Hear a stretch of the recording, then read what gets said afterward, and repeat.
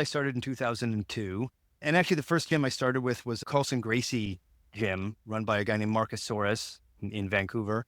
But they moved away really quickly. So I only got one class in there. But I absolutely got destroyed. Like I remember very distinctly the next day I couldn't walk. Thank God it was a Saturday, I think, or a Sunday. I literally couldn't walk down a set of stairs. I had to maneuver myself very slowly down. And so another gym opened up really close to me that was called Cocoon Athletics. And it was actually a JKD Jeet Kune Do school. And that's what I wanted to do. I wanted to do like street fighting and Muay Thai and that kind of stuff and striking.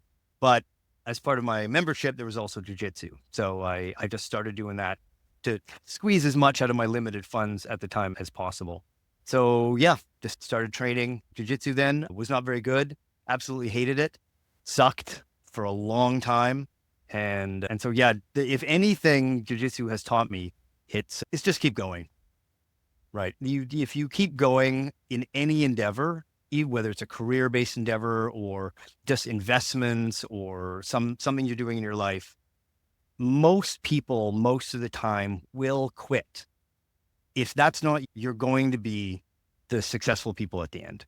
It's just that simple. Even if you're not the most brilliant or talented person at the beginning, you will definitely see people come in and man, they're just amazing. And you're like, why can't I be like that? Right? I go to class, I get my butt kicked, I go home. I come back to class the next day, I get my butt kicked, I go home. And that happens month after month, year after year. And you think, why am I even doing this? But very commonly, those very talented people have a few upsets along the way, right? They enter a competition and they don't do that well, or they have a bad class. They can't stand it. Whereas if you just keep grinding away, like I'm a loser, but I'm going to keep going. And I often think of it like climbing up a glacier coated in broken glass. I'm just going to keep going. Yeah, that's, I think, and not most people, but a lot of people feel like they suck at jiu-jitsu. I'm definitely one of them. And that's the mantra I've given myself as well, because I've only been doing it for 5 years, but I've certainly, first of all, seen tons of people that are super gung-ho for a few months or even a year, and then they disappear, they burn themselves out, or they just have other priorities in their life. And then also other people that come in and look like they're naturals. Again, maybe behind the scene, they're watching instructionals for 8 hours a day or stuff that you don't know, but they certainly appear to be learning a lot quicker than I'm able to. But again, it's just keeping going and not comparing yourself to others to make yourself get down, feel bad. So at that time, training in Canada, I'm guessing from what I know of the history of the sport, that it was a pretty niche activity. Yeah, so very few people even knew what it was. It was mostly security people, police, bouncers, MMA fighters, actual gangsters, and then a few weirdos like me that just showed up and started training. I had no idea how I got there. And classes would be 5 or 6 people. They were definitely rough. I think at that time, in terms of the progression of jiu-jitsu out of Brazil, mostly out of Rio, it went out of Rio into Southern California, and then it drifted up the West Coast in NorCal, and then made it up into Pacific Northwest in Vancouver. And that's where it first branched out from that Brazil to California space.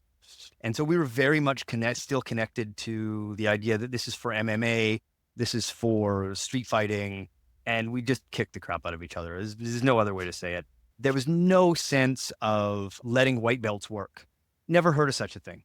The job of white belts was to get your ass kicked. That's it. And the test was, if you keep showing up, then we'll teach you something. But your main job here is just to be meat. You're just in a meat grinder, and you're going to have to figure out how to take it.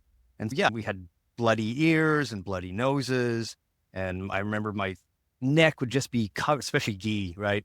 My neck would be covered in bloody marks. I had marks down my face. I'd go to work, right? And people would be like, what are you doing? What's going on? Did you get in a fight? No, it's this thing I pay for. Yeah, but I pay for it. Like, you got some weird hobbies, man. So it was very neat, definitely. And still very much connected to MMA and street fighting, street self-defense.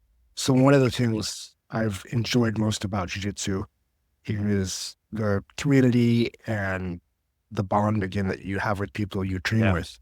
Was that part of it then, even though they were going hard on you and they weren't necessarily trying to let you work, was there still that camaraderie after the roles were Yeah, over, or definitely. was it? Definitely. I think maybe even more because it wasn't a family activity. There's no kids classes. Nobody knew what a kids class was. Classes were an hour and a half.